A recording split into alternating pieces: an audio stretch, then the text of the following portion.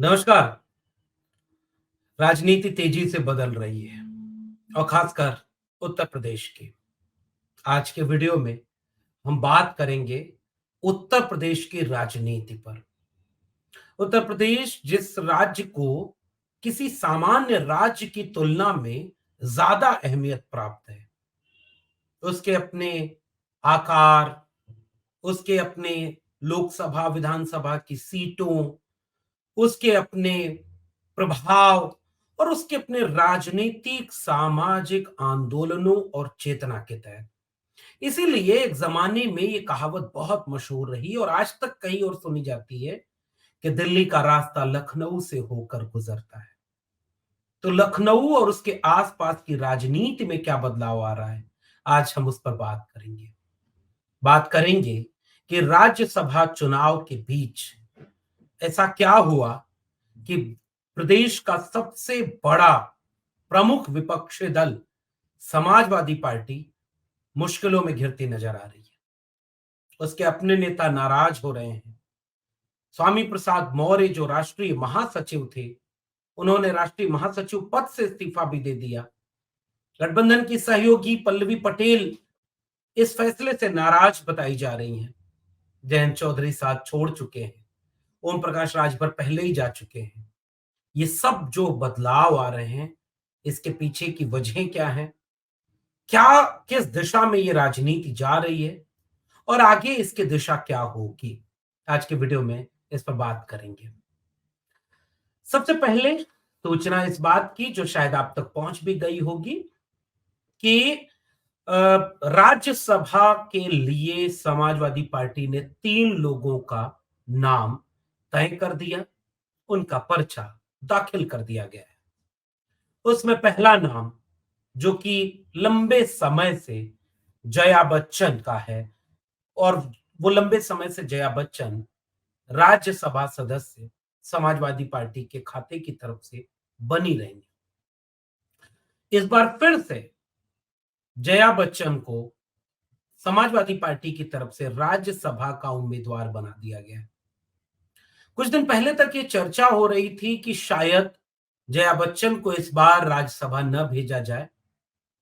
इसका अंदेशा शायद उन्हें रहा भी होगा, इसलिए राज्यसभा में विदाई भाषण की तर्ज पर उन्होंने अपना भाषण भी दिया। लेकिन समाजवादी पार्टी ने निर्णय लिया कि वह फिर से जया बच्चन को राज्यसभा भेज रही है।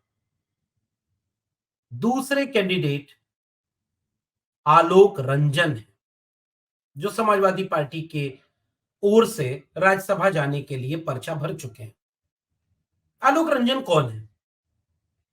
आलोक रंजन एक 1978 बैच के आईएएस हैं और जब अखिलेश यादव मुख्यमंत्री थे उत्तर प्रदेश में, तो मुख्यमंत्री के प्रमुख सचिव आलोक रंजन ही थे। अनुभवी व्यक्ति हैं। मुख्यमंत्री के साथ काम करने का अनुभव है, उत्तर प्रदेश का भी अनुभव है। लेकिन इनको राज्यसभा क्यों भेजा गया, इसको लेकर के अलग-अलग लोगों की राय है। समाजवादी पार्टी से वो लंबे समय से जुड़े रहे हैं। उन्होंने पिछले चुनाव में चुनाव के सत्र के बाद उन्होंने इस्तीफा देकर के समाजवादी पार्टी के साथ काम करना शुरू किया।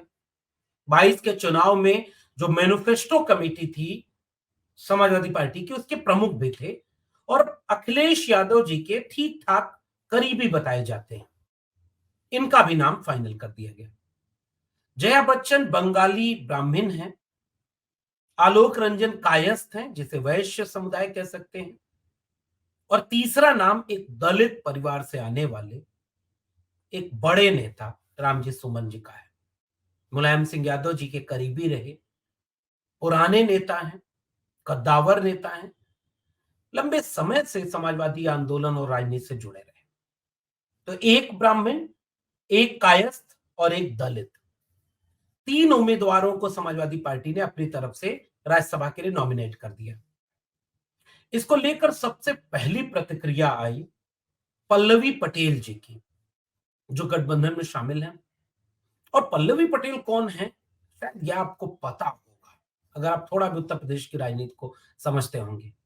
पल्लवी पटेल अपना दल कमेरावादी की एक कद्दावर नेता हैं, शानदार वक्तृत्व कला की माहिर हैं, विचारधारा में बिल्कुल स्पष्ट हैं और उस विचारधारा में जिसके बाद समाजवादी पार्टी के राष्ट्रीय अध्यक्ष अखिलेश यादव जी लंबे समय से अब कर रहे हैं, पुख्ता तरीके से कर रहे हैं, दमदारी से कर रहे हैं, पीडीए, पिछड़ा दलित अल्पसंख्यक। उस वंचित शोषित कमेरा लोगों की बुलंद आवाज है पल्लवी पटेल। चाहे वो विधानसभा में बोले, चाहे वो किसी सामाजिक कार्यक्रम में बोले, उनका अपना एक तेवर है। और ये वही पल्लवी पटेल हैं जिन्होंने 2022 के चुनाव में उप मुख्यमंत्री जो तब भी थे और अब भी हैं, केशव प्रसाद मौर्य, उनको चुनाव हरा दिया था सिराथू से। तो ये कद्दावर नेता है। इनकी आपत्ति सीधी ये है कि जिस पीडीए की बात हम अपने विचार में, अपने बातों में, अपने पार्टी की तरफ से कर रहे हैं, उस पीडीए की बात, उस तरह की बात इस राज्यसभा चुनाव के समय नहीं दिखी। और इसलिए उन्होंने कहा कि और कितना वाजिब सवाल किया है। देखिए, लोकतंत्र की खूबसूरती देखिए, सवालों पर आप गौर करिए। अगर हम पीडीए की बात करते हैं तो इन पीडीए में महिलाएं कहाँ हैं? दलित एक कैंडिडेट हैं और दलित महिला क्यों नहीं, ओबीसी महिला क्यों नहीं, मुसलमान क्यों नहीं, और मुसलमान महिला क्यों नहीं? मुझे लगता है कि ये एक वाजिब आलोचना है, ये एक वाजिब आलोचना है। आज के दौर में आप कल्पना करिए, इस आलोचना को यहां से समझिए और फिर हम आएंगे स्वामी प्रसाद मौर्य जी पर बात करेंगे, उनकी आलोचना पर बात करेंगे। समाजवादी पार्टी की तरफ से जिन लोगों को राज्यसभा भेजा गया है उसमें आलोक रंजन जी करीबी हो सकते हैं, अच्छे ब्यूरोक्रेट हो सकते हैं, अनुभवी हो सकते हैं, ब्यूरोक्रेट लॉबी में अपनी एक दखल भी रख सकते हैं, पुराने हैं। लेकिन सब कुछ होने के बाद किसी पार्टी की तरफ से वो भी तब जब 2 या 3 लोग ही पार्टी की तरफ से आपके राज्यसभा जाएंगे। क्या आलोक रंजन सबसे सबसे सटीक चयन हो सकते हैं? क्या आलोक रंजन को कभी आपने धारदार तरीके से पीडीए पर बोलते देखा है? क्या आलोक रंजन बोलते भी हैं? क्योंकि राज्यसभा बोलने की जगह है। राज्यसभा अपने मुद्दों को रखने की जगह है। आपको याद होगा, राष्ट्रीय जनता दल के एक भी लोकसभा सांसद नहीं है, आरजेडी, और आरजेडी के एक सांसद राज्यसभा में है और पूरा देश उन्हें जानता है आरजेडी की ताकत बनकर, आरजेडी की विचारधारा को इतनी बुलंदी से रखते हैं कि उनकी अपने आप में पर्याप्त पहचान है कि एक सांसद सब पर भारी पड़ता है, प्रोफेसर मनोज कुमार झा। आम आदमी पार्टी जिसके राज्यसभा में कई सांसद हैं और अब तो चीजें बदल गई, लेकिन आम आदमी की पार्टी की तरफ से राज्यसभा में सबसे पुख्ता तरीके से बात रखने वाले नेता संजय सिंह। शायद उनका वो बात रखना इतना भारी पड़ा कि मौजूदा निजाम ने उन्हें जेल में डाल दिया है। बहुत सारी राजनीति चल रही है, लेकिन इस बात को समझेंगे कि राज्यसभा में होने का मतलब क्या है। प्रोफेसर राम गोपाल यादव समाजवादी पार्टी की तरफ से सबसे वरिष्ठ, सबसे लंबे समय से राज्यसभा जाने वाले सदस्य हैं और कभी-कभी अच्छा बोलते हैं। जैसे 13 पॉइंट रोस्टर पर उन्होंने शानदार भाषण दिया था। और भी कई मुद्दे हैं जब वो राज्यसभा में एक अनुभवी और वरिष्ठ नेता की तरह बहुत शानदार तरीके से अपनी बात रखते हैं। जावेद अली खान समाजवादी पार्टी की तरफ से जब भी मौका मिला उन्होंने शानदार तरीके से अपनी बात रखी। उस कड़ी में क्या जया बच्चन जी का कोई भाषण आपको याद है? 1-2 भाषण मुझे याद है। चाहे वो महिलाओं का सवाल रहा हो या एक आध 2 बार और कोई सवाल रहा हो गुस्से में, अच्छा बोला उन्होंने। लेकिन उसके बाद वो पीडीए पर कहां खड़ी हैं? जया बच्चन जी कभी आपको पीडीए पर, या पीडीए छोड़ दीजिए, पीडीए एक नया शब्द है जो अखिलेश जी ने इजाद किया है। लेकिन जिस पिछड़े दलित और अल्पसंख्यक की बात करते हैं उस तेवर के साथ, जिस तेवर में खुद अखिलेश यादव बात करते हैं, क्या आपने कभी जया बच्चन को भाषण देते सुना है? क्योंकि वो तो राज्यसभा रह चुकी हैं। आज जरूरत किस बात के थे? क्या आलोक पांडे, आलोक रंजन उस भूमिका को निभा पाएंगे? माफ कीजिएगा, मैंने उन्हें पांडे कह दिया, वो कायस्थ हैं। और तीसरे रामजी सुमन हैं, वो एक पुराने नेता हैं, अच्छे नेता हैं, लेकिन उनकी अपनी जमीनी हैसियत है। इन दोनों चयन पर क्या है? और यही आलोचना पल्लवी पटेल की है। और राजनीति में दो वजह हो सकती हैं, कई आलोचनाओं की कई वजह हो सकती है कि भाई पल्लवी पटेल बार्गेनिंग पावर बढ़ा रही होंगी, कुछ लोग ये कह रहे हैं। कुछ लोग ये कह रहे हैं पल्लवी पटेल खुद चाहती थी कि राजमाता कृष्णा पटेल को राज्यसभा भेजा जाए। कुछ लोग ये भी कह रहे हैं कि उनकी अपनी अभी सीटें फाइनल नहीं हो रही हैं, वो और सीटें चाहती हैं, इसलिए आलोचना कर रही हैं। राजनीति में इन सब गुंजाइशों और संभावनाओं से इनकार नहीं किया जा सकता, और वो किया भी जा सकता है और करते रहेंगे। लेकिन जो आलोचना है सवालों की, उस पर तो जवाब देना पड़ेगा। और इस तरह से इन इन इस राजनीतिक निर्णय का असर उत्तर प्रदेश की राजनीति पर ठीक ठाक देखा जा रहा है। बीजेपी किसे भेज रही है? बीजेपी मध्य प्रदेश में यादव को मुख्यमंत्री बना रही है। बीजेपी छत्तीसगढ़ में आदिवासी को मुख्यमंत्री बना रही है। बीजेपी नरेंद्र मोदी को ओबीसी बनाकर पेश करती है, तमाम तरह की सियासी चालाकियों और धूर्तताओं के साथ। क्योंकि जब जाति जनगणना की बात होती है तब वो ओबीसी अपने को नहीं कहते। इसे मैं एक राजनीतिक चालाकी और धूर्तता कह रहा हूं। और पिछले दिनों उन्होंने कहा कि सबसे बड़ा ओबीसी उन्हें नहीं दिखता। इस समय उत्तर प्रदेश की राजनीति से ऐसे चेहरे जाने चाहिए थे जो आंख में आंख डालकर तानाशाह से पीडीए की बात करते, समाजवाद की बात करते। आलोक रंजन समाजवाद पर कितनी देर बोल सकते हैं? या कभी आपने बोलते हुए उन्हें सुना है? रामगोपाल यादव बोल सकते हैं।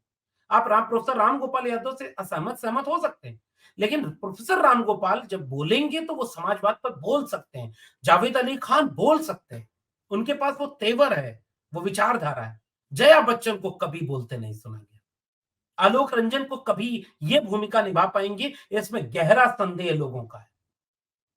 और इस वक्त जरूरत कैसे लोगों को राज्यसभा भेजने की थी? और इस आलोचना के साथ कि हमसे बातचीत भी नहीं हुई, पल्लवी पटेल नाराज है। और स्वामी प्रसाद मौर्य, उन्होंने कल अपना इस्तीफा दिया समाजवादी पार्टी के राष्ट्रीय महासचिव पद से। आपको याद होगा 2022 का चुनाव, और उस चुनाव में माहौल बनाने का काम जनता ने किया। अब स्वामी प्रसाद मौर्य ये बोले कि उन्होंने उनकी वजह से 45 से सीटें बढ़ करके 111 हो गई, तो ये थोड़ा अतिशयोक्ति है, ऐसा नहीं होता। कई परिस्थितियां मिल करके वो साथ देती हैं। वो ओम प्रकाश राजभर की भी भूमिका है, उसमें जयंत चौधरी की भी भूमिका, उसमें आम आवाम की भूमिका सबसे बड़ी भूमिका, उसमें खुद अखिलेश यादव जी की सबसे बड़ी भूमिका। लेकिन उस माहौल ने एक ताकत दे दी थी, और 22 का चुनाव वो जीत रहे थे। कई तरह की साजिशों और कुछ एक गलतियों की वजह से वो चुनाव हाथ से निकल गया। तो ये बात समझने की है कि इस आलोचना को छोड़ दें तो स्वामी प्रसाद मौर्य ने एक सवाल पूछा है कि एक ही राष्ट्रीय अध्यक्ष ने कई लोगों को राष्ट्रीय महासचिव बनाया। तो स्वामी प्रसाद मौर्य उसी पीडीए की बात करते हैं और क्लियर कट बात करते हैं। स्वामी प्रसाद मौर्य बसपा के मान्यवर कांशीराम की राजनीतिक नर्सरी से निकले हुए नेता हैं। स्वामी प्रसाद मौर्य अपनी बिरादरी और अपने बहुजन तबके में बहुत गहरी पकड़ रखते हैं। अब आलोचना किस बात पर हो रही है कि वो धर्म पर बोलते हैं। शुरुआत कहां से हुई? कल्पना, अब मैं आपको सिलसिलेवार कहूंगा। स्वामी प्रसाद मौर्य ने एक सवाल उठाया कि एक राष्ट्रीय महासचिव के बयान निजी हो जाते हैं और दूसरे राष्ट्रीय महासचिव के बयान सार्वजनिक पार्टी का हो जाता है। ये सवाल उनका है। उन्होंने एक सवाल किया कि हम लंबे समय से जाति जनगणना पर एक रथ यात्रा निकालना चाह रहे हैं उत्तर प्रदेश में, इसके लिए अखिलेश यादव जी ने हमें परमिशन नहीं दी। इस सब का जवाब तो अच्छा बेहतर तब होगा जब खुद राष्ट्रीय अध्यक्ष अखिलेश यादव जी बात करेंगे, और इस तरह से यह सब कुछ सही हो जाएगा, यह सब कुछ बदल सकता है। और कैसे होगा ये तो अखिलेश जी बताएंगे, राष्ट्रीय अध्यक्ष बताएंगे, समाजवादी पार्टी के लोग बताएंगे। इसलिए फिलहाल मैं उस पर कोई टिप्पणी नहीं कर रहा। लेकिन स्वामी प्रसाद मौर्य की सवाल और नाराजगी पर बात करनी चाहिए। स्वामी प्रसाद मौर्य ने कहा कि एक ही विचारधारा समाजवाद की जो है उस पर बात करते हुए हमने पीडीए को जोड़ने की बात की, तो उस पर हमें कहा जाता है कि निजी बयान है। और पार्टी के ही कई नेता जो बहुत छुटभैये टाइप के नेता हैं, वो कहते हैं कि सर्व समाज की पार्टी है और इनकी वजह से पार्टी का नुकसान हो रहा है। आप कल्पना करके देखिए, यहां खड़े होकर देखिए, पार्टी की मूल विचारधारा क्या है? समाजवाद। डॉक्टर राम मनोहर लोहिया और डॉक्टर भीमराव अंबेडकर के मूल विचार पर खड़े होकर के राष्ट्रीय अध्यक्ष अखिलेश यादव जी आज की तारीख में उत्तर भारत की एक बुलंद आवाज बने हुए हैं। आज मैं कहूं एकदम क्लियर क्लियर, तो तीन नेता हैं जो डरे नहीं है। उनमें सबसे पहला नाम मैं लेना चाहूंगा तेजस्वी यादव का। हेमंत सोरेन को भी आप जोड़ सकते हैं, राहुल गांधी और फिर अखिलेश यादव। वो डरे नहीं, लड़ रहे हैं, आंख में आंख डाल, विचारधारा में स्पष्ट है। तो इसी जाति जनगणना और इसी विचारधारा की बात कर रहे थे स्वामी प्रसाद मौर्य। और स्वामी प्रसाद मौर्य का एक भी बयान, एक भी शब्द गैर कानूनी, गैर संवैधानिक नहीं होगा। आपको वो एक विचारधारा है जो बहुजनों को पसंद आती है, और वही पीडीए के लोगों को पसंद आती है जो पीडीए की बात राष्ट्रीय अध्यक्ष अखिलेश यादव जी करते हैं। जिस हजारों साल के शोषण और अन्याय से, गैर बराबरी से बराबरी की दिशा में ले जाने का स्वप्न देखते हैं, जिस समाजवाद को अखिलेश यादव जी लागू करना चाहते हैं, उसी की बात स्वामी प्रसाद मौर्य करते हैं। उसके सांस्कृतिक और पाखंड वाले पहलू पर उनका थोड़ा ज्यादा जोर रहता है, लेकिन वो स्वामी प्रसाद मौर्य ये हैं जिन्होंने पिछले दिनों बुलंदी के साथ, पल्लवी पटेल भी हैं और भी समाजवादी पार्टी के भी विधायक हैं, मैं नहीं करा कि सपा नहीं उठा रहे, खुद अखिलेश यादव जी ने कई बार बुलंदी के साथ उठाया, चाहे वो 69,000 शिक्षक भर्ती का आरक्षण घोटाला हो, चाहे दलितों पिछड़ों पर हो रहे अन्याय अत्याचार हो, चाहे कोई भी सवाल हो। अगर ये लोग उस तेवर से बोल सकते हैं, तो फिर ये अगर पाखंड और अंधविश्वास पर हमला करते हैं तो इसकी आजादी तो उनके पास है ना। पार्टी कहां कहती है कि पाखंडी बनो, पार्टी सब धर्म के सम्मान की बात करती है, और इसलिए स्वामी प्रसाद मौर्य की यह आलोचना जायज है। अच्छा, जो लोग पीडीए की बात करके कहते हैं हमारे खिलाफ बोलते हैं, खिलाफ किसी के नहीं है। कुछ जातियों के लोग अपने को उसका प्रतिनिधि बनाकर कहते हैं कि ये हमारी जाति के ऊपर हमला करते हैं। नहीं, महिलाएं अगर इस देश में पुरुषों के खिलाफ गैर बराबरी की आवाज उठाएं, तो वो पुरुषों के खिलाफ नहीं है, उस गैर बराबरी के खिलाफ है जिसका फायदा पुरुषों को मिला होता है। क्या इतनी ट्रेनिंग इस देश में लोगों के पास नहीं है? और जिस पर अखिलेश यादव जी को क्लियर बोलना होगा, अगर गैर बराबरी है, आज की तारीख में 4% ओबीसी के प्रोफेसर हैं, तो फिर ये सवाल पूछना किसी सवर्ण प्रोफेसर के खिलाफ नहीं है, अन्याय के खिलाफ है। इतना सा फर्क है।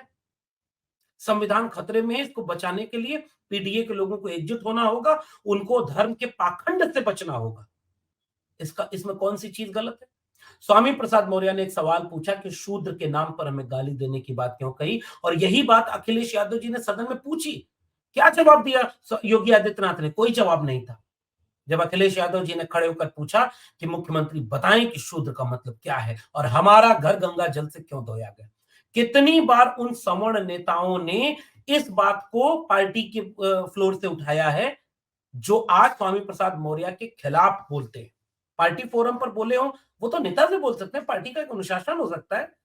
और अखिलेश यादव जी जो निर्णय लेंगे इसका पूरा अधिकार उनको है, क्योंकि वो अपनी पार्टी के राष्ट्रीय अध्यक्ष हैं। अंतिम निर्णय लेना उनका उनका काम है, उनकी जिम्मेदारी है।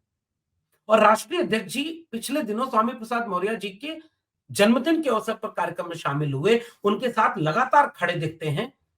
पिछले दिनों, अभी चंद दिनों पहले मीडिया को दिए इंटरव्यू में जब लोगों ने स्वामी प्रसाद मौर्य के ऊपर सवाल पूछा कि वो धर्म के खिलाफ बोलते हैं, तो अखिलेश यादव जी ने कितनी चतुराई और कितनी समझदारी से ये कहा कि ये जो टेस्ट ट्यूब बेबी सीता माता को बोला, वो तो बीजेपी मंत्री, आपने कितनी सवाल उनसे पूछे? नहीं बोलते। चल सन्यासी मंदिर में से लेकर के लात खाते हो तो स्कूल जाते हो कि हॉस्पिटल जाते हो कि कचहरी जाते हो, थाने जाते हो कि मंदिर जाते हो? ये कहने वाले ओम प्रकाश राजभर जी बीजेपी में। अब स्वामी प्रसाद मौर्य जी की आलोचना इस बात पर लोग करते हैं कि उनकी खुद की बेटी जो है बीजेपी में है। खुद जब 5 साल बीजेपी में मंत्री रहे तो नहीं बोले, ठीक बात है, ये आलोचना जायज भी है और ये आलोचना होनी चाहिए। लेकिन कल नहीं बोले तो आज बोलना गलत कैसे हो जाएगा? एक सवाल है हमारा, बीजेपी में गए होंगे, स्वार्थ की वजह से गए होंगे, लौट आए, छोड़कर आए, आज भी बीजेपी में रहते हैं, या कल को बीजेपी में चले जाएंगे तो इनकी आलोचना और करेंगे और इनके समाज के लोग करेंगे। लेकिन अगर आज वो पीडीए की बात करते हैं तो इस बात से उनकी आलोचना कैसे हो जाए, क्योंकि बात में तो तर्क है ना।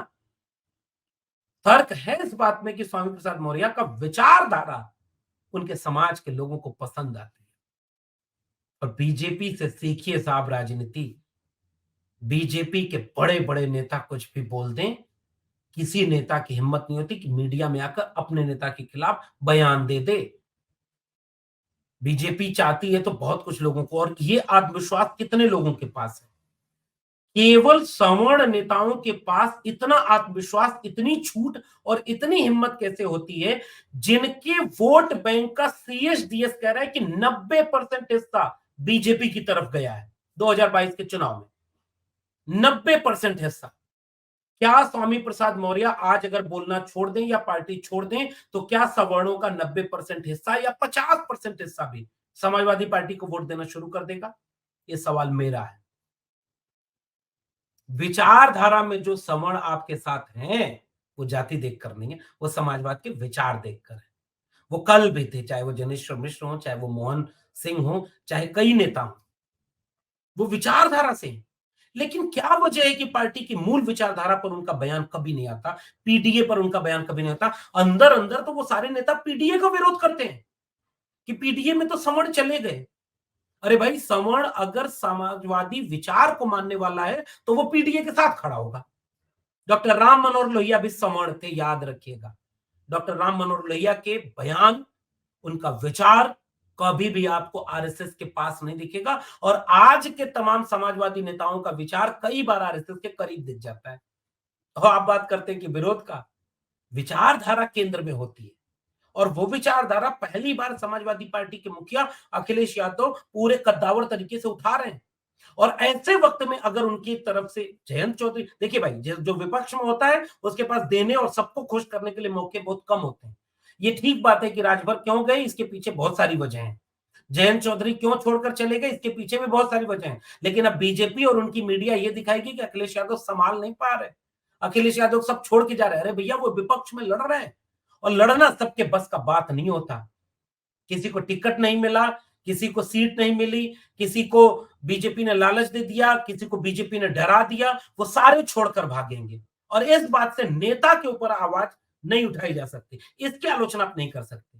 हो सकता है किसी सीट का झगड़ा हो सकता है स्वामी प्रसाद मौर्य किसी और बात से नाराज हो सकता है पल्लवी पटेल किसी और बात से नाराज हो, लेकिन ये सब बैठ करके लखनऊ में अखिलेश यादव जी से बात कर सकते हैं।